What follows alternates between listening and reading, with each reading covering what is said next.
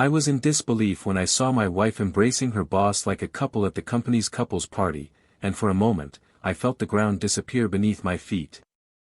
The music in the background, the colorful lights, the laughter, everything around me seemed to slow down, as if the universe had made a point of showing me that exact moment in detail, without mercy. I wasn't prepared. No one is. There's a silent violence in watching, with your own eyes, the love of your life surrender to another as if you'd never existed. Her hand rested intimately on his back, her fingers lightly trailing along the collar of his suit, and her look at him killed me. It wasn't guilt, nor remorse, nor hesitation. It was surrender. It was desire. It was the kind of look I'd begged for months and never received. It wasn't a social hug. It was the embrace of someone who already knew each other through their skin. Through their bed. Through their lies. I turned. I walked to the exit, without saying anything, without confrontation, without an audience. There, in that exact moment, it was all over. Everything. What I saw was enough. In the days that followed, she tried to talk. Tried to explain. He said it was confusing, that things between us were cold, that he felt invisible. That was never meant to hurt me. I looked at her with a silence that hurt more than any scream. And I responded with the only phrase that escaped my torn soul, what I saw was enough. Because it was. I didn't need anything else. I didn't need details, dates, apologies. Betrayal is a breakup that doesn't warn. It cuts from the inside out. It wounds the past, the present, and the future all at once. And most cruelly, it transformed me into someone I no longer recognized in the mirror. I spent days without eating. Without sleeping. Unable to touch anything that was ours. The clothes in the closet, the dishes we'd chosen together, the armchair where she used to read at night. Everything became a symbol of what would never return. At some point, I cried in the bathroom with the door locked like a frightened child, afraid of the dark, but the dark was her. It was the love I believed I had, dissolved by an impulse, by a choice, by a moment she couldn't resist. What makes someone betray the one they love? What makes a person trade a story for a fantasy? She said she regretted it. That it was a mistake. That the boss never meant anything. But how can you believe words when you saw the gesture? When you felt the pain without needing translation? I loved her with everything I had. I was present. I was faithful. I was loyal on difficult days, on tired nights, on forgotten birthdays, on boring Sundays. I was there. And she chose not to be. She betrayed me before touching me for the last time. She betrayed me when she started lying, when she started hiding her phone, when she stopped saying, "I love you," while looking me in the eye. The betrayal began long before bed. It began with the distance she created between us. Months passed. And I, calmly and with scars, began to rediscover something I thought had died within me, the ability to feel. I discovered that love doesn't die, it sleeps. And sometimes, it awakens in eyes we've never seen before, but that recognize us as if they knew every pain we've experienced. That's how I began again. Without haste, without fear, without needing to erase the past. Because you can't erase love. You can transform its pain into learning. Into strength. Into a new path. And she, ironically, was left alone. The boss, so charming, so confident, so seductive, never wanted anything more than an adventure. When she realized it, she was sitting in an empty apartment, surrounded by memories she'd emptied herself. You tried to find me. With tears, with apologies, with eyes that now knew what it was to lose. You said you loved me. That you truly loved me. That you were weak, impulsive, confused. He said that if he could, he would go back in time. And I listened. Because I'm human. Because I was also at fault, even if minimal. Because part of me wanted to understand why. I listened. I accepted. And I forgave. Not to start over. But to bring closure. To give dignity to what once united us. I'll never forget her words in that last conversation. She said she dreamed of me almost every night. And that in those dreams, there was always a moment when she wanted to call me, ask me to stay, but I disappeared. That the worst part was waking up and knowing it was true. That I was no longer there. That I was no longer hers. And that, more than losing me, she had lost herself too. I wanted to hug her. And I did. Because forgiving isn't forgetting. It's accepting that the pain existed, and that it transformed us. And in that hug, I understood everything. She was no longer the woman I loved. And I was no longer the man she betrayed. The peace we felt in that moment didn't come from a reunion, but from a farewell. A final farewell. Because some bonds break with a snap. And even if they try to mend, they never return to what they were. I learned that some people do love us. But they don't know how. And that sometimes the way we love hurts more than the absence of love. Today, we move forward in peace. Each on a path that no longer crosses. Not as couples. Just as friends. But not even that often. Because some stories need to end so others can begin. And it was like that, amidst goodbyes and scars, that I found love again in the eyes of someone who chooses me with loyalty, with presence, with soul. Someone who holds my hand not because they're afraid of losing me, but because they know exactly what they have. But the most unexpected thing of all came some time later, one morning, when she sent me a message. It was just one sentence: I still dream about you. But in the dream, you smile at another woman. And it was in that moment that I realized, the deepest punishment wasn't loneliness. It was realizing that the love she lost, still exists. But it's no longer hers. And the cruelest thing is that, when regret finally hit, I had already learned to smile again. Now, what she saw in her dream. It was my reality. Welcome to the channel. Here, no form of betrayal is romanticized, quite the opposite. All stories are fictional, but they reflect the harsh truth: cheating destroys loves, families, and lives. Our purpose is to show, with emotion and reality, the price of bad choices. Get ready to hear an intense, painful, and unforgettable story. Press play. The shock is about to begin. His name was Daniel, and she was Clara. They lived together for almost 9 years, though the feeling, to those observing them, was of a newly in love couple, the kind who still exchange glances across a crowded room, as if alone in the world. Daniel had a calm presence, the kind that doesn't impose itself through the volume of his voice, but through the firmness of his gestures and the way he listened before speaking. He worked in logistics planning at a mid-sized company, and his daily routine was marked by predictable routines, but he didn't complain. There was comfort in knowing what to expect the next day. Clara, on the other hand, was restless. She had a lively energy, a mind that jumped from idea to idea, and a natural charm that made people lean in slightly when she spoke, as if to absorb every word. She worked as a marketing analyst, handling campaigns, presentations, and meetings where her eyes spoke as much as her mouth. The home they shared was a reflection of what they had built together, modest, but full of small details that revealed care. Books stacked neatly on the shelves, photos displayed in simple frames, plants in strategic corners, a fern hanging on the porch, a pot of lavender in the bathroom, and in the kitchen, always the pleasant scent of something being calmly prepared. They divided the chores without arguing, alternating cooking and cleaning, sweeping and shopping.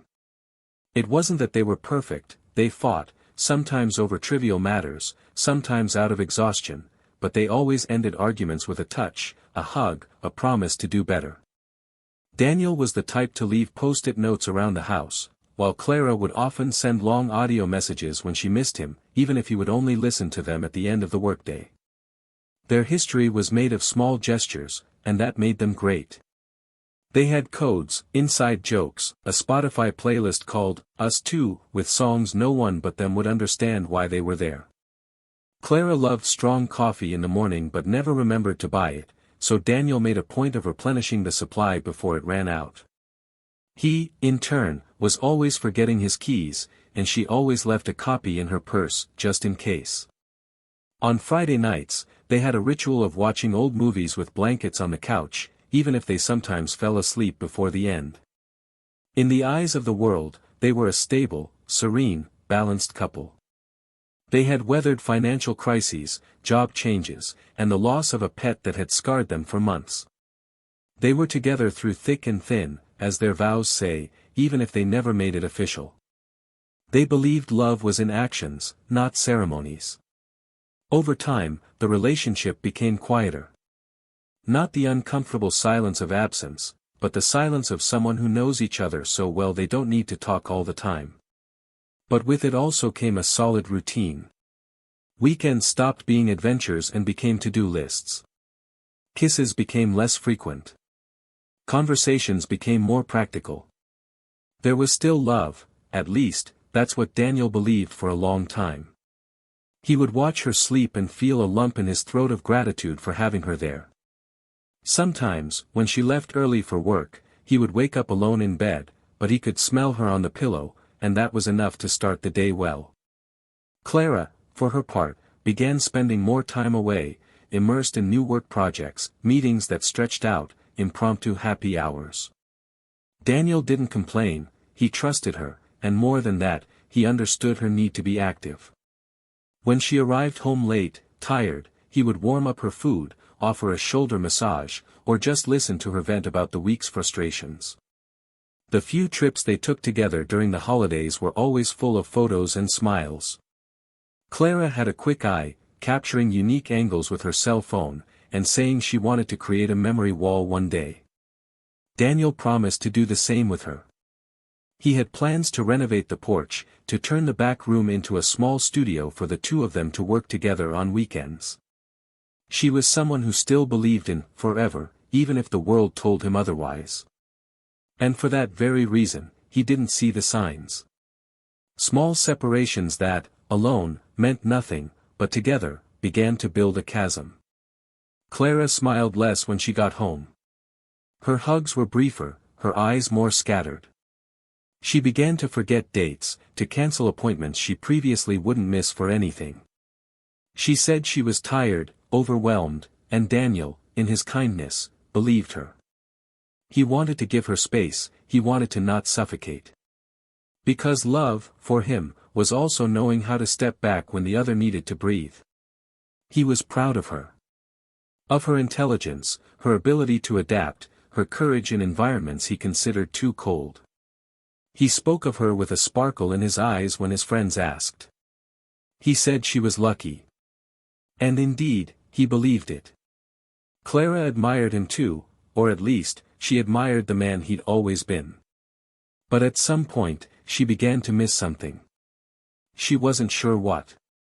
Maybe the intensity, the butterflies in her stomach, the surprises, the impulsive gestures. Daniel was everything she knew she needed, but maybe, deep down, he wasn't what she wanted anymore. Or maybe she was just confused, too tired to realize the problem was with her and not the other person. And so she began to seek distractions. New circles of friends. New conversations. New glances. He didn't betray her immediately. Before action, there's always a time of internal questioning, of resistances gradually broken down, almost imperceptibly. Sundays became quieter. Clara no longer sat on the couch with him to watch old movies. She began to occupy herself with reading, video calls, online courses. There was always something. Daniel tried not to see malice in it. He attributed it to a phase. All relationships go through phases. Intimacy was no longer as frequent, but there were still kisses on the forehead, hurried hugs. Small demonstrations that, for him, were anchors. He believed that love meant persisting even when the tides were not favorable. That's why he never complained. Never demanded. He remained himself, faithful to the silent promise he'd once made to her, to be there, even on the hardest days. And Clara, even distancing herself, still carried a certain guilt about it.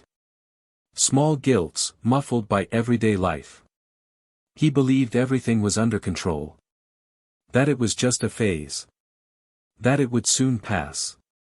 At the time, they were about to celebrate another anniversary. Daniel planned a simple dinner at the same restaurant they'd gone to on their third date. She reserved their favorite table, bought flowers, and spent days choosing words to handwrite a note. He was the kind of man who still believed in the power of small details. Clara, upon learning of the surprise, smiled tenderly, but with a kind of discomfort hidden in her eyes.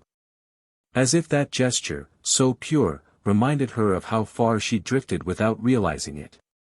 Or maybe, realizing it. The evening of dinner was pleasant, but there was a void between them. They talked, toasted, smiled, but they didn't touch each other as before. When they got home, she went straight to her room, saying she was exhausted. He stayed in the living room for a few minutes, looking at the note she barely had time to read. And then he turned out the lights, believing that love, sometimes, is also silence. The following week, Clara mentioned there would be a company party. It would be a private event, only for employees and their partners. A more relaxed, informal gathering to celebrate the company's positive results from the last half year.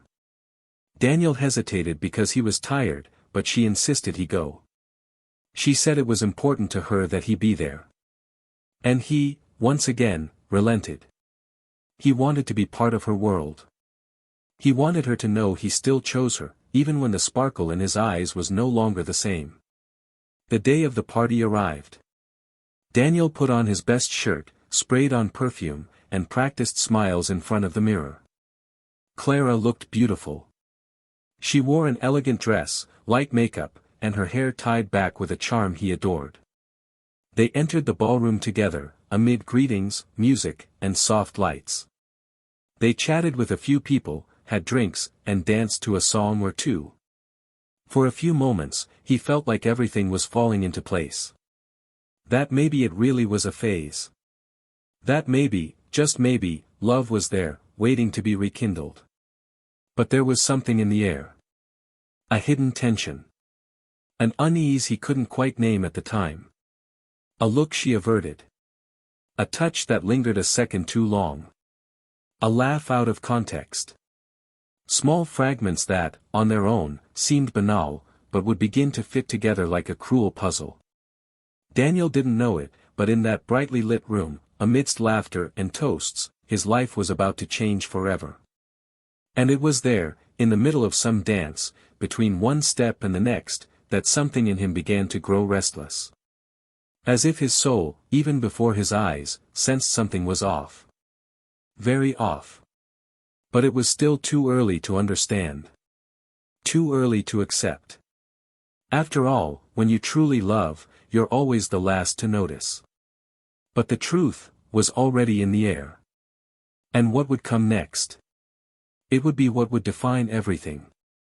The night of the party seemed to have passed, like another work event over, the kind you forget as the days go by. But for Daniel, something had changed. He didn't know what, couldn't explain it, but he began to pay more attention to the details. It wasn't distrust, it was instinct. A subtle discomfort, like a note off key in a song you know well. Clara, in the following days, maintained the same routine, waking up early, leaving in a hurry, returning with a tired face and a weary smile that didn't reach her eyes. Daniel tried to push his thoughts away. He didn't want to be that kind of man who monitors, who investigates, who accuses without proof. It wasn't part of who he was. He wanted to trust. He wanted everything to go back to the way it was, but little by little, he began to realize that the past might never have been what he thought it was. On Monday morning, Clara left her phone on the kitchen table while she made coffee. A notification rang, and for a second, the screen showed a preview message with a heart at the end. It wasn't the name of a friend, nor a coworker he knew. When she realized he'd seen it, she quickly closed the tab and forced a laugh, saying it was from a friend at the agency, a silly joke. Daniel smiled, but inside, an alarm rang. He didn't say anything. Not then. He just registered it. In the days that followed, he began to notice the distance growing. Not in direct gestures, but in silent absences. She no longer asked how his day was, and when he tried to strike up a conversation, she always seemed in a hurry. She started sleeping later, saying she had to work on the computer. Saturday lunches were replaced by appointments, and even Sundays, which were the only time they had together, began to feel empty. Daniel found himself alone more often than he would have liked. He began eating in front of the television, answering his own questions at dinner, sleeping facing away in bed. He felt invisible, like a shadow in his own house. But even so, he persisted. He bought her flowers on a random Tuesday, tried to cook her favorite dish on a cold night, even planned a weekend away, just the two of them. She thanked him, smiled, but declined. She said she was overwhelmed with demands, that she couldn't disconnect now. She asked to reschedule. He swallowed his frustration with a glass of cheap wine and a movie he finished alone. It was on a normal night that everything began to fall into place. Clara arrived home later than usual. She said she'd stayed to attend to an urgent presentation. Daniel stopped asking any more questions. He prepared something light for them both and waited. When she came in, she smelled of a perfume he didn't recognize. It wasn't hers, it wasn't theirs. It was new. Strange. Different. She realized he'd noticed and offered a quick explanation. A colleague had left a bottle in the agency bathroom, and she'd used it by mistake. Daniel nodded, but at that moment, something in him snapped. It was as if intuition, that voice muffled for so long, finally cried out. The next morning, he couldn't sleep. He got up, walked to the living room, and sat on the dark sofa with a blanket draped over his shoulders. He grabbed his phone and stood there, staring out the window into the night. He thought about Clara, about their story, and wondered if it was worth keeping trying when he seemed to be the only one still trying. For the first time, he typed her name into the social media search box she used frequently. It wasn't an invasion, it was desperation. He was a man trying to understand when he stopped being enough. He found nothing suspicious, just old photos, smiles frozen in time. But what caught his attention was the lack of news. Clara had stopped posting weeks ago. There were no updates, no records of her daily life, as she used to. It was as if she had digitally disappeared. For someone so active, it was strange. Very strange. 2 days later, a mutual friend called Daniel asking if he would be attending an upcoming get-together with old college classmates. Daniel hesitated, but decided to go. He needed to get out, see people, try to breathe free from what was becoming suffocating. Clara wasn't at the event. They said she'd been invited but declined. An old acquaintance, who now worked in the same department as her, made a vague comment about the new atmosphere at work. Daniel didn't understand it right away, but the discomfort on the faces of those who heard the comment was evident. There was something unspoken, something hanging in the air like a heavy cloud. He tried to hide it, changed the subject, laughed mechanically, but the unease grew inside him again like an emotional tumor. The following Saturday, Clara announced she was having a team lunch with her superiors. It was something new. She'd never mentioned this kind of meeting on weekends. Daniel offered her a ride, but she politely declined, saying her colleagues had already arranged a group ride. When she left, she was dressed in a way he hadn't seen in a long time. Hair down, light makeup, a dress she hadn't worn in months. Daniel stood in the doorway for a while, staring down the empty hallway. The silence in the house seemed to scream. That night, Clara returned with her eyes shining, as if she'd experienced something special. She tried to hide it, but Daniel knew that glow. It was the same one she'd had when, early in their relationship, she'd come back from dates with him. It was the glow of someone just starting something. But now, he knew, it wasn't with him. Clara sat at the table, ate a little, and said she was tired. Daniel nodded. That night, while she slept, he went through her bag and found a receipt from an upscale restaurant. A place they'd never been together. It was for two. The price indicated a full dinner. And the time printed on it didn't coincide with lunch. It was there, in front of him. The lie, the deception, the cut. But even with the evidence, he didn't confront her. Not yet. Daniel needed to see it for himself. He needed something to completely break him, not for revenge, but to make sure he wasn't overreacting. So the following week, when Clara mentioned a new get-together, this time with couples from the company, he decided to go. He said yes with a serene smile. She seemed surprised, but couldn't resist. On the day of the event, Daniel prepared himself as if he were going to a trial. He knew something was coming. They arrived together, like last time, but this time, he didn't try to pretend. He maintained a neutral, observant posture. Clara chatted with colleagues, laughing lightly, her eyes roaming the room familiarly. Daniel discreetly slipped away to get a drink. When he returned, she wasn't where he'd left her. He searched with his eyes, walked between the groups, greeted one or another, until, as he turned the corner into the smaller room, he saw her. It was a hug. But not just any hug. It was intimate, lingering, with gentle touches on the back, their bodies aligned as only when there's desire. Clara was in the arms of a tall man, dressed in the same suit he'd seen in photos on the corporate website. He was her boss. They both laughed softly, and she rested her face on his shoulder with the delicacy of someone who'd found comfort in that place. Daniel stood still. Time stood still. The room, the music, the voices, everything became background noise. He didn't move forward, didn't shout, didn't show himself. He simply turned. He walked toward the exit with firm but cold steps. Each step was a heartbeat that was breaking silently. That night, Clara didn't immediately notice his absence. When she looked for him, he was already far away. He left no note, no message. He left with his soul dragging its feet. Arriving home, she sat on the sofa and stared into the void. The pieces finally fell into place. The intuition, the silences, the lies disguised as weariness. Everything was there, naked and raw. She had made a choice. And now he would make his too. But what Daniel didn't yet know was that betrayal, devastating as it was only the surface of something much deeper. Something that was still hidden. A silent but brutal detail that would forever change the way he viewed everything they'd experienced. Because sometimes, what destroys isn't just the pain of betrayal, but what lay behind it. The day after the party dawned gray.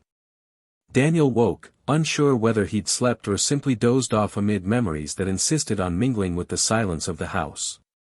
Her absence on the other side of the bed felt like an echo of the night before, but at the same time, it was different. It was no longer a physical absence, it was an absence of truth, of trust, of belonging. He got up slowly, made coffee without hunger, and stood before the window, watching the fine rain streak the glass, as if the world were mourning with him. His heart still beat slowly, but each beat carried a weight. His body moved, but his soul dragged. Still, he didn't look for Clara. He let time pass in silence, like someone waiting for something to fall from above and finally end what is already doomed. That afternoon, she arrived. She entered with a false lightness, as if nothing were out of place. But one look was enough to tell her something had changed. Daniel was different. He was too quiet. He was too calm. Clara tried to make conversation, comment on the weather, talk about the traffic, as if words could fill in the holes she herself had dug. He just listened, without responding immediately, and that unsettled her. Deep down, she knew the curtain had fallen. She asked if he was okay. He said yes. After a long silence, she sat across from him, her hands trembling on her knees. She said she wanted to talk. That she needed to explain. That maybe he had misunderstood, but there were still things he didn't know. Daniel crossed his arms and held her gaze steadily. He begged her to speak. Clara took a deep breath. She said what he saw wasn't what it seemed. That there were mixed feelings, impulsive moments, and that she had lost control. She said she didn't want to hurt him, that she was going through a difficult time emotionally, that she felt disconnected, but that nothing had been planned. The words came out quickly, jumbled, as if they could fill the space between them. Daniel listened without interrupting. When she finished, he simply said that what he saw was enough. That he didn't need any more explanations. Clara stared at him in silence, and for the first time since it all began, tears fell. She said she was sorry. That she regretted it. That she would do anything to make things right. But he wasn't there anymore. Not in the same way. In the following days, she tried to stay present. She cooked, cleaned the house, and texted during work hours. But it all felt staged. Daniel went about his routine with detachment. He was there physically, but his soul was already searching for a new place to rest. And it was in this state of absence that, one night, he found something that would change everything forever. He was searching for a charger in Clara's room when he saw a small, dark wooden box at the back of the drawer. It wasn't an ordinary box. It had gold details, a delicate clasp. Something about that box awakened something in him. As if the story hadn't finished hurting him yet. He opened it slowly, almost fearfully. Inside were letters. Many letters. Letters that weren't his. Handwritten, recently dated. They were long, full of feelings, promises, declarations. But that wasn't what truly hurt him. Between the pages was a photo. Just one. Small, yellowed, low quality, but clear enough. Clara was sitting on a park bench, with her boss beside her. The two of them laughing. On her lap was a child. A girl of about 2 years old. The caption, written in Clara's handwriting on the back, read, 3 worlds, 1 heart. Daniel felt the breath leave his body. For a second, he thought it was some kind of joke. But the letters confirmed what his eyes were still reluctant to accept. In that moment, everything changed. What had seemed like betrayal revealed itself as just the surface of something much deeper. He sat on the bedroom floor, the box on his lap, his trembling fingers holding the photo. The words in the letters echoed like gunshots inside his head. There were mentions of trips, secret meetings, days spent together out of town. In one of the letters, the boss said that, although he had other commitments, Clara was the true love of his life. That the girl was the reason he woke up every day with a smile. And that one day, everything would be different. Daniel read every line with the pain of someone watching their past erased by a devastating truth. The betrayal alone was unbearable. But now there was a life. A child. A lie nurtured for too long. And him? Where was he while all this was happening? At what point did he become a supporting character in his own story? She put the photo in her pocket, closed the box, and placed it exactly where it had been. That night passed like a silent nightmare. The next day, when Clara woke, she found Daniel sitting at the table, his eyes downcast and the same serenity he'd been carrying these past few days. He called her over to talk. He asked her to sit down. Clara, still drowsy, didn't immediately realize the weight of that moment. Until he took the photo from his pocket and placed it on the table. The impact was immediate. She paled. Words fled. Her breath vanished in sobs. She tried to explain, but there was no way. Daniel asked who the girl was. She tried to make things up. She said she was a friend's daughter, that it was just for one day, that they were taking care of the child as a favor. But he interrupted her. He asked her not to lie anymore. He said the letters were there. That he knew everything. That he didn't need any more versions, or excuses. He just wanted to hear the truth. Clara then broke down. He told her that, during a company trip 2 years earlier, she had an affair with her boss.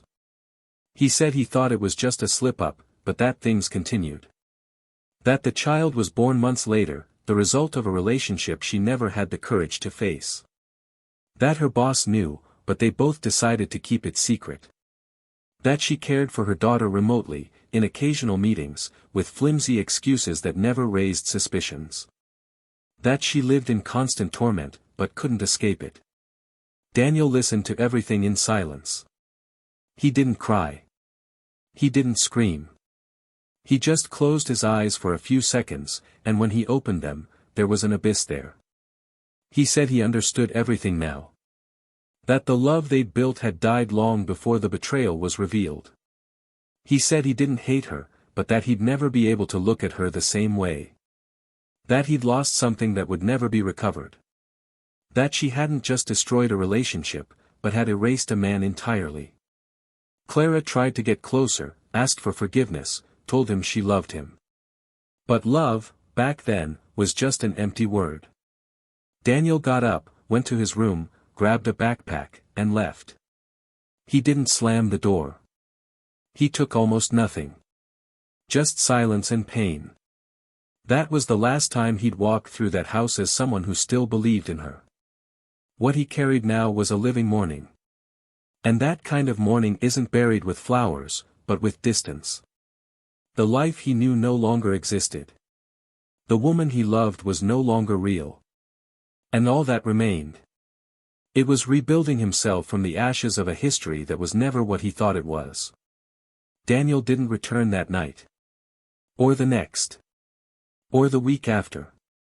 The apartment remained intact, every object in its place, the clothes in the hamper, the books on the shelf, the cutlery on the drainer, but everything had become a symbol of a time that no longer existed. He needed to leave not only the house, but everything that bound him to a well-constructed lie. For the first few days, he stayed in a discreet hotel, not far away, but close enough that he wouldn't accidentally bump into it. He spent hours walking aimlessly, as if the streets were maps of himself he was trying to redesign. He was quiet, but thoughts pierced him like blades. For the first time, he experienced the weight of a loss that wasn't just emotional, but also identity-related. He no longer knew who he was. He no longer knew what he felt.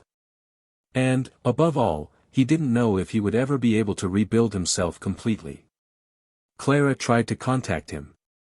She sent messages, long audio messages, emails.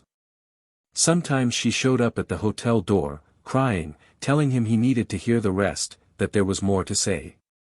But he didn't open it. Not yet. Not then. It was as if everything he needed was in the silence, in the space between one memory and another, in what hadn't yet completely collapsed.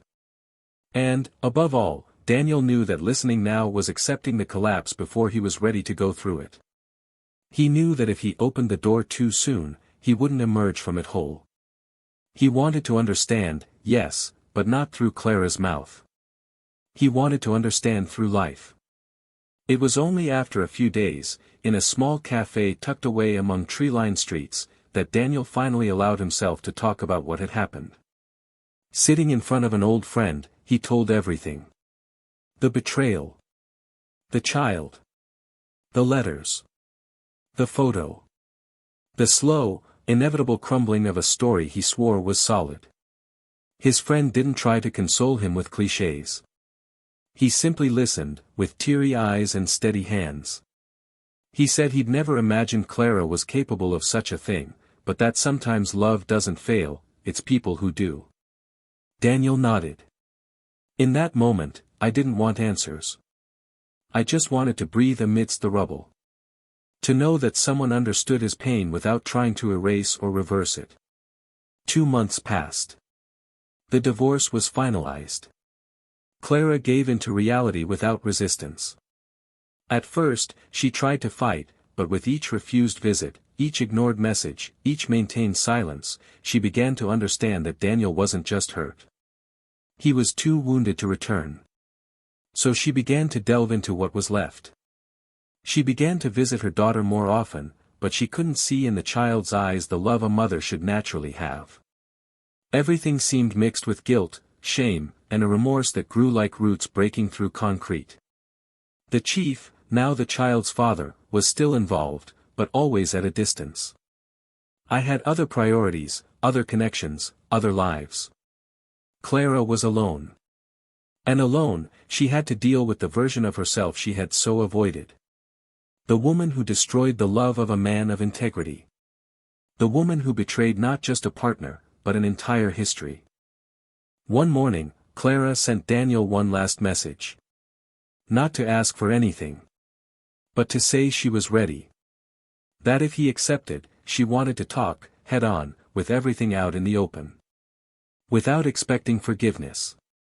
Without hope of a return. Just for the right to explain.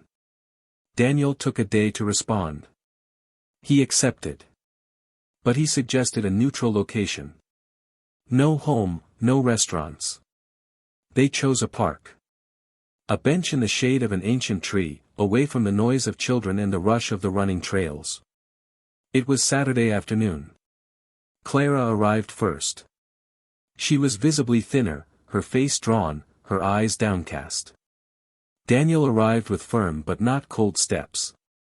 His face had the serenity of someone who came not for justification, but for closure. She was the first to speak. He began by saying that, yes, everything he saw was true. That he hid his daughter out of fear, cowardice, and an inability to cope with his own choice. She said that, for a long time, she believed she could live divided between two worlds, the home that provided security, and the passion that fueled an illusion. But that, deep down, she always knew it would end. He said he tried to break up with his boss countless times, that he tried to leave everything behind, but each attempt was stifled by guilt and false promises. He said he never stopped loving Daniel, but that he began to love in a distorted way, with fear, with attachment, not with truth. Daniel listened to her without interrupting. Until, at a certain point, he asked why she simply didn't tell him. Why she preferred to keep everything hidden even after the child was born. Clara cried. She said she didn't know. That each day that passed without telling her made it more impossible to go back. That regret came before courage. And that afterward, there was no way to fix it. She said she hated herself for it. That she looked in the mirror every day and wondered at what point she had stopped being the woman Daniel loved and transformed into someone he could barely bear to look at. Daniel took a deep breath. He said she was right about one thing, he couldn't look at her the same way anymore. Not because he hated her, but because something was broken. Something that couldn't be rebuilt. He said he carried a deep pain inside him, but that he was learning to accept it. And that now, after hearing everything, he realized that there was, indeed, a part of her that still existed in his fond memories. But that it wasn't enough to revive what had been buried. She smiled through her tears and thanked him. She said that was all she needed. For him to know that, despite everything, she recognized the extraordinary man he was. And that she regretted, with what little dignity she had left, having lost him. After that encounter, Daniel never looked for her again. Not out of resentment, but because he finally had everything he needed to move on. He resumed his life calmly but firmly. He returned to work with dedication, resumed his walking habit, and reconnected with friends. On one of these walks, he met someone. A simple woman with a light smile who seemed to have the ability to listen even in silence. Little by little, the two began to talk, exchange coffee, and share stories. There was no rush, no anxiety. Everything was light, but genuine. For the first time in a long time, Daniel smiled authentically again. He looked into someone's eyes again with the certainty that there was a safe space to rest. Months passed. A new apartment. A new routine. A new hope. Clara, for her part, followed a different path. She devoted herself more deeply to her daughter, tried to rebuild her identity, and sought to understand her choices without victimizing herself. There was still pain, still regret, but there was also a seed of maturity born from the ruin. She understood that she had lost not only a partner, but the mirror that reminded her of who she once was. She now lived with the awareness of what she had lost. And with the certainty that, sometimes, we lose forever. And one afternoon, years later, Clara happened to see Daniel. He was walking with the woman beside him, hand in hand, laughing at something she had said. They stopped in front of a flower stand. She chose a yellow rose and handed it to him with a kiss on the cheek. Daniel accepted it, smiling. The same serene smile Clara knew, but now, it was no longer hers. They didn't meet eyes. There were no words. Just a moment in which she knew, without a doubt, that he had rebuilt his life. That he had won. And that night, Clara dreamed of him. As she did from time to time. But this time, it was different. She dreamed they were in an open field, sitting by a lake. She told him she still loved him. And he smiled tenderly. But then he got up, walked over to a woman watching her from afar, and embraced her. In the dream, Clara cried out his name. But he didn't look back. He just disappeared into the trees. And she woke up, alone. This was the dream she would have for the next few nights. A dream where the love she lost still existed, but where she was no longer a part of it. And that was the cruelest thing of all. The morning after their reunion in the park, Daniel woke with a different feeling. It wasn't relief, nor was it victory, but there was a new silence, less noisy, almost dignified. For the first time since everything fell apart, he felt the pain beginning to give way to something else, not yet happiness, but perhaps a respite. He had allowed himself to listen, had faced eyes that had previously betrayed him with silence, and now, filled with regret, sought redemption. But redemption, he knew, is not something you ask for, it's something you build. And Clara, despite having faced the consequences of what she had caused, still carried the weight of choices that could not be undone. What united them, now, was only the shadow of what had once existed with brilliance. And that shadow was no place to live. In the following days, Daniel began to reorganize his routine. Small habits changed. He began walking at different times, visiting different places, and opening up to conversations with people who had previously been mere elements of the landscape. The presence of the new woman in his life, who still didn't have a definitive name in his heart but was beginning to occupy a significant space, brought him an unexpected understanding. She didn't fill the hole left by Clara, she wasn't an emotional substitute, nor was she an escape. She was a real, present presence, making him feel seen without pressure, desired without guilt, welcomed without judgment. With her, he rediscovered the lightness of simply being himself, without the burden of having to sustain a crumbling relationship.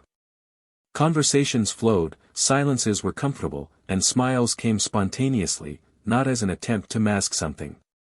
Meanwhile, Clara plunged into a painful process of reconstruction. Visits to her daughter became more frequent, but fraught with guilt that couldn't be dissolved by affection. She looked at her daughter and saw in her a mixture of mistake and life, regret and continuity. She was afraid that one day her daughter would look at her with the same judgment Daniel didn't express in words, but which was etched in his eyes. Motherhood, which could have been a path to redemption, became an uncomfortable mirror. She tried to compensate with presence, but the absence of those early years left invisible scars. It wasn't rejection of the girl, who was still too young to understand the complexities of adults, but there was emotional distance. Clara felt like a stranger in her own motherhood. And that hurt in a different way. One day, she decided to seek help. She started therapy, not because she wanted to forget what she had done, but because she needed to understand how she got there. She discovered that her betrayal didn't begin in her boss's bed, but long before, in small omissions, in unspoken silences, in accumulated frustrations that turned into bad decisions. She realized she tried to live divided because she couldn't face her own emptiness. And she understood, with bitter regret, that she had hurt the only person who truly loved her for who she was, not for who she pretended to be. The days became constant mirrors. And each reflection forced her to face versions of herself she preferred not to acknowledge. Daniel, in turn, began to write. He had always had the habit of jotting down thoughts, but now his words took on a new depth. He transformed experiences into chronicles, feelings into short poems, reflections into texts that, little by little, began to be shared on social media. He wasn't seeking an audience, just expression. But, curiously, the words found readers. People who saw themselves between the lines, who were moved by the raw sincerity of someone who loved, was betrayed, and chose to forgive, not to get back together, but to move on in peace. Some texts gained unexpected traction. Comments came from strangers saying that his words helped them understand their own pain. Daniel didn't see himself as an example, but he understood the power of transforming wounds into language. It didn't heal, but it healed in a lighter way. One day, in one of these posts, he wrote something that resonated strongly with his moment. Some stories end not because they no longer had love, but because they lacked the courage to care for love while it was still alive. And when courage arrives late, all that remains is memory. Clara read this text. She recognized herself in every syllable. She didn't like it, didn't comment, didn't share it. She simply read it and cried alone, sitting on a bench in an empty square, while her daughter played with leaves on the ground. It was a silent, mature cry, of someone who knew she would no longer have what she lost, but who, even so, would carry it with a kind of sad dignity. Some acquaintances, upon seeing Daniel with another woman, commented in hushed tones. Many thought he had recovered too quickly. Others, that he deserved to be happy. He listened, but didn't absorb. He knew that people's time is not the time of pain. And only those who have lived through a fire know what burned and what remained standing. The new woman in his life respected his silences, his pauses, his fears. And, above all, she didn't make him feel he needed to forget Clara to love her.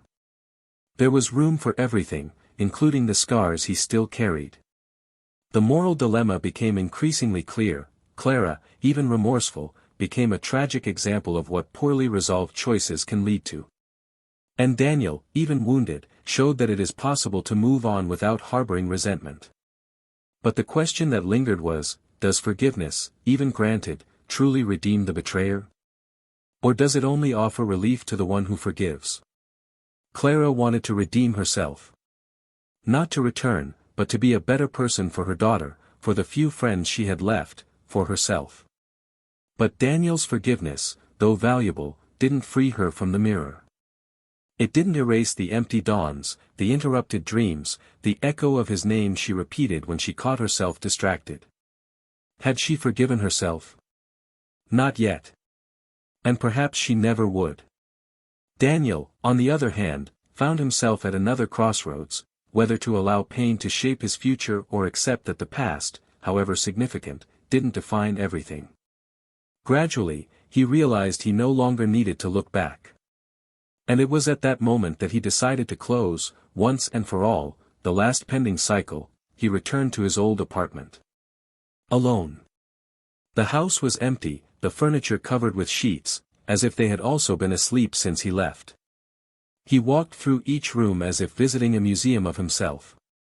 He stopped in the living room, took a deep breath, and calmly began packing what was his. Photographs, personal belongings, small items that still remained. In a smaller box, he found an envelope in his handwriting. It was a letter he had written to Clara early in their relationship, full of promises and plans. He read it silently, folded it again, and put it away. But he didn't take it with him. He left it on the table. It was a silent farewell, without spoken words. A gesture that said, this was real, but it isn't anymore. Clara knew he'd been there. She found the letter on the table and cried. But she didn't call. She didn't text. She understood that sometimes the deepest love is the one that doesn't insist. That respects the end. That leaves with dignity. She knew Daniel had turned a page she could no longer write. And, strangely, there was a bittersweet peace in that. She would move on with her life. She would try to be a better mother. A more conscious woman. She would no longer seek redemption in anyone. Only in herself. And all the while, Daniel walked hand in hand with someone who didn't know his past in detail, but who cared about the man he had become. The two talked about simple projects, a short trip, a new book, a recipe for the weekend. Nothing grand, but all filled with truth. And perhaps this was what Daniel had always sought, a simple life, full of meaning. Without lies, without masks, without half-truths. He didn't want to forget what he'd experienced with Clara, but he wanted it to no longer define who he was. And now, perhaps for the first time, he was succeeding. The story continued. There were still steps to take. But the worst was over. The hurricane had already taken what it needed to take. And what remained now, was the path forward. Over time, life took the form of a river flowing again even after being dammed for so long. Daniel began to breathe more easily, and there were days when he didn't even think about Clara, not out of contempt, but because the pain began to dissolve into memory, no longer a wound. He had moved again, this time to a smaller apartment, but with natural light, plants everywhere, and walls still empty, waiting for new stories. Every object inside had been chosen carefully, with the precision of someone who understands that a space needs to reflect what one is inside: serenity, simplicity, and presence. The woman he had met months earlier was increasingly present.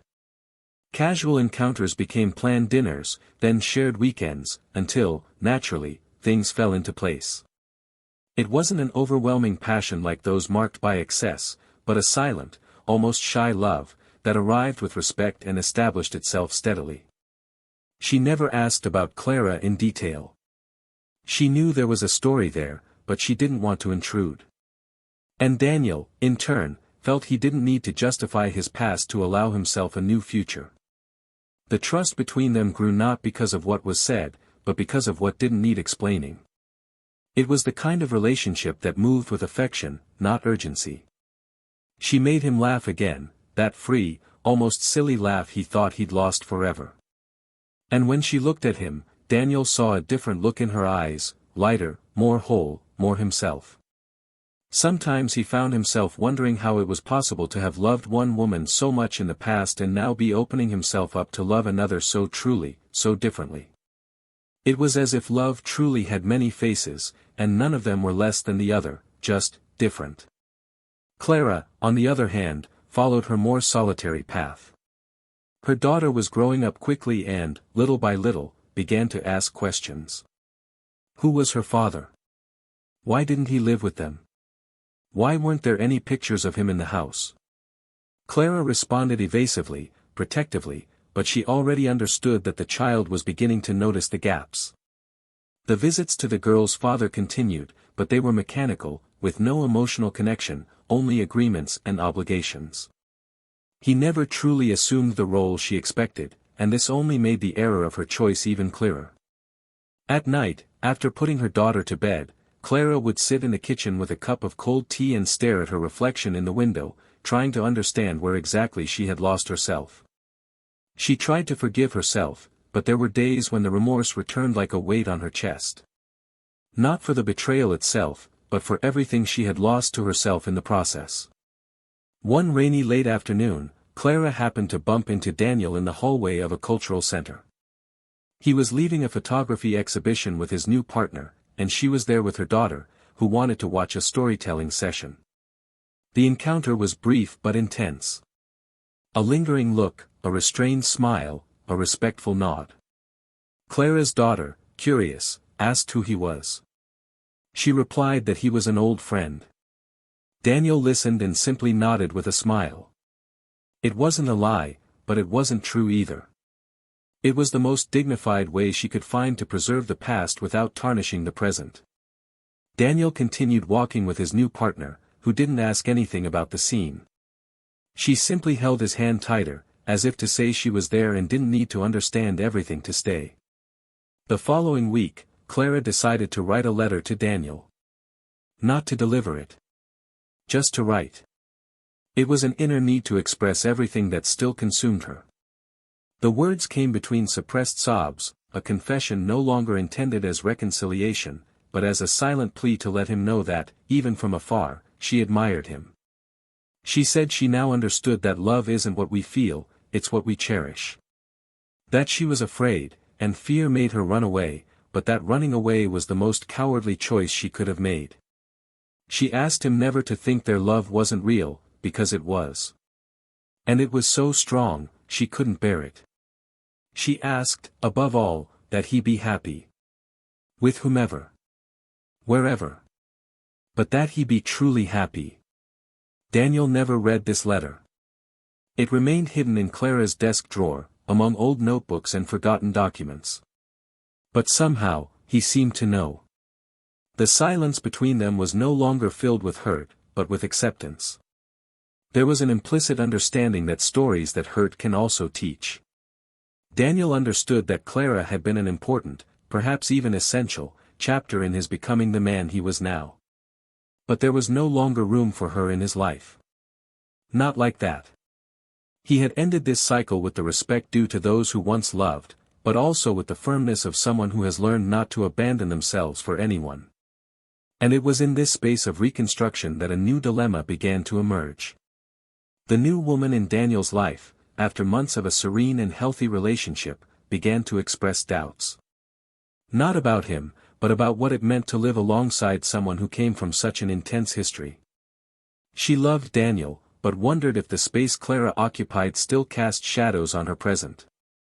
Daniel, sensing her insecurity, decided not to shy away. He called her for a long conversation. They sat on the couch at home, without distractions, and he opened his heart as he had rarely done before. He said that Clara was a love that marked him deeply, that left scars, but that the scars no longer hurt. And that, with her, with the woman before him, he had learned that love can also be light. He said he didn't need to forget to move on, that forgetting is not a sign of healing. Healing lay in living the present truthfully, without denying what had happened, but without imprisoning himself by it. She listened attentively. And finally, with tears in her eyes, she said she wasn't afraid of his past. She was afraid of not being enough for the future. Daniel held her hands firmly and said that what makes a love enough isn't the past you carry, but the daily choice to stay, even when you know the other person's pain.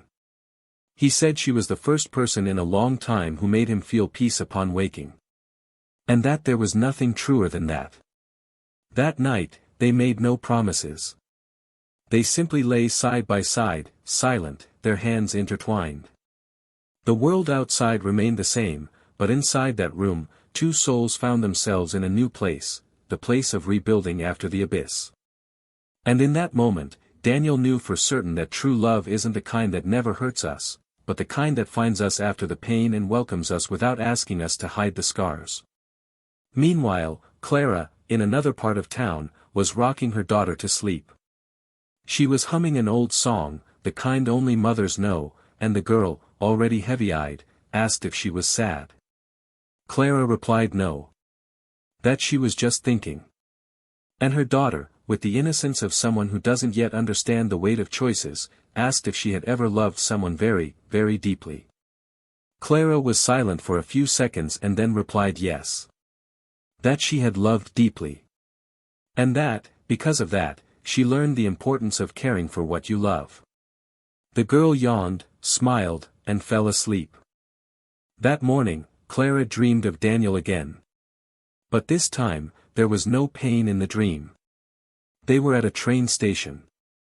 She waved, and he departed. Smiling. Without hurt, without haste. And for the first time, she felt no despair. Only acceptance. The train disappeared into the distance, and Clara remained on the platform, her eyes fixed on the horizon. She knew life would go on. In a different way.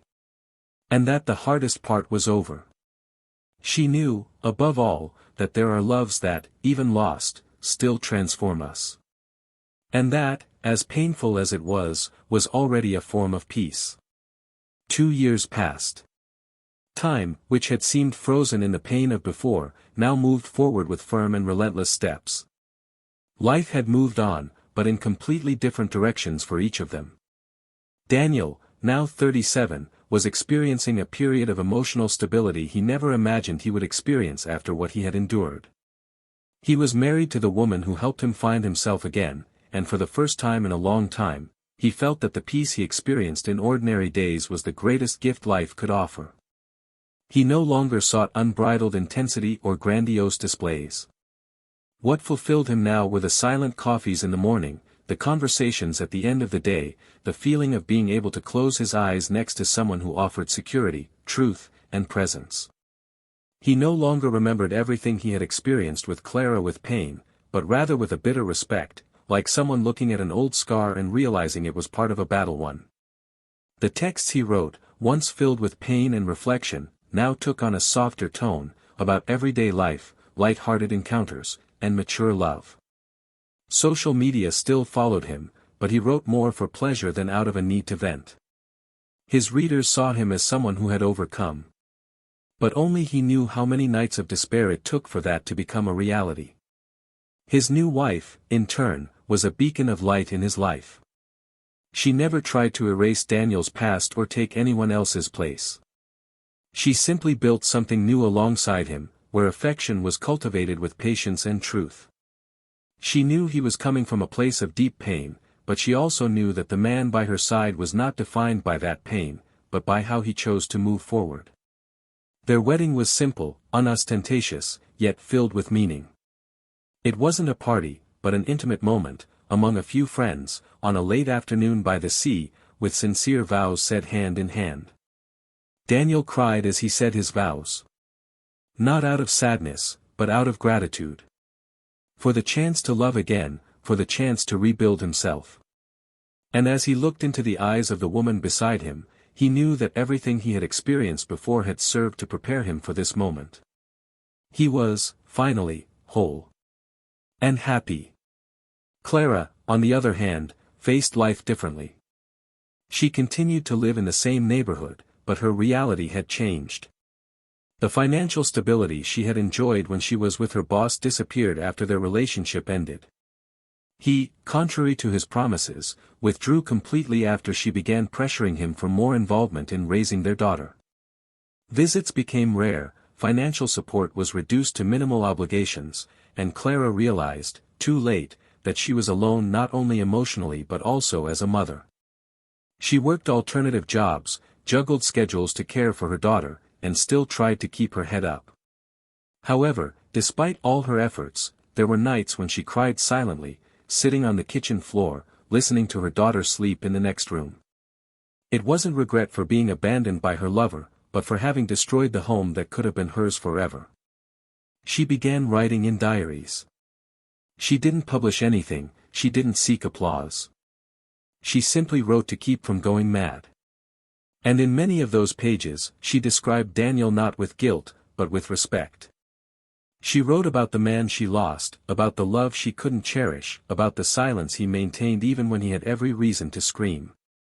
Her daughter, now 5 years old, was her strength. Clara dedicated herself to her with everything she had, and although she knew the past could not be erased, she tried to build a more dignified future for her. She wanted her daughter to grow up with values she herself had neglected at some point. Motherhood, born of error, was now her daily attempt at rightness. But there was something in her that would never return to what it was. Perhaps hope, perhaps lightness. It was as if she always lived a little in the past, comparing what she has with what she lost. She never loved anyone again. She never gave herself up. Some men passed by, but none stayed. Because, deep down, she knew, no one would look at her the way Daniel did. No one would listen to her with the calm he did. No one would choose her as often as he did. On one of those lonely Sundays, Clara went to a bookstore with her daughter. Walking through the shelves, she saw a small book with a minimalist cover, written by Daniel. It was a collection of short stories. She picked it up, sat on the floor between the shelves, and read it right there, devouring each page with teary eyes. In one of the texts, he told the story of a man who loved a woman as if she were his home, but was driven out by a storm she herself let in.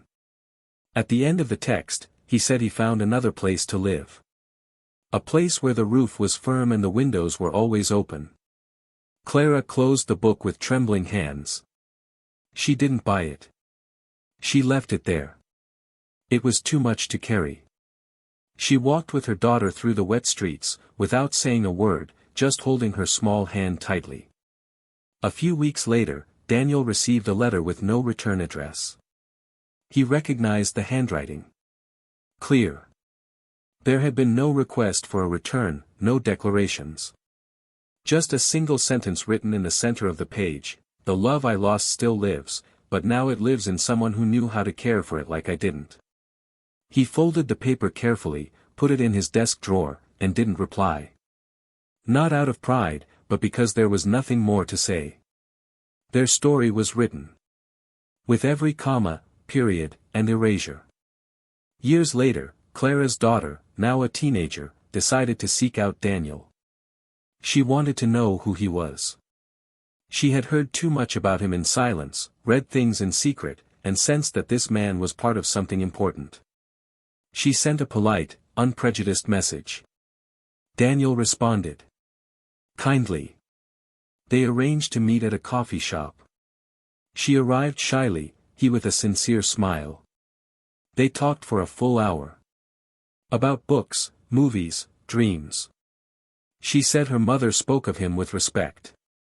Daniel smiled, thanked her, but didn't ask any more questions. When they said goodbye, she said, "You were the only true love of my mother's life." Daniel simply replied, "I hope she was able to love herself, too." And that's how everything found its place.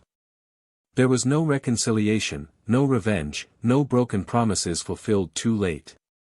There was acceptance. There was rebuilding. There were losses that couldn't be reversed, but which were transformed into learning experiences. Daniel moved on with his life alongside those who arrived after the storm and decided to stay. Clara moved on, bearing the consequences of her choices and the commitment to never again destroy what she once dreamed of building. If you've come this far, with a heavy heart or a sense of relief, I want to know, what did you think of this story? Do you believe that every mistake deserves forgiveness? Have you ever experienced something similar? Leave your opinion in the comments, it's very important to us. And if you're not yet subscribed to the channel, subscribe now, activate the bell, and stay tuned for the next stories we have here. Remember, betrayal isn't just a mistake. It's a choice that breaks bonds, that hurts those who truly love, that changes lives forever. Don't destroy someone who's trying to love you. Be honest. Be loyal. Loyalty is still the greatest act of love anyone can offer. And on this channel, we don't support any kind of betrayal. May this story serve as a mirror, a warning, and a lesson. Sometimes, losing someone we loved is the greatest sentence fate can give us. And when that happens, there's no time to undo what was broken. Until the next story.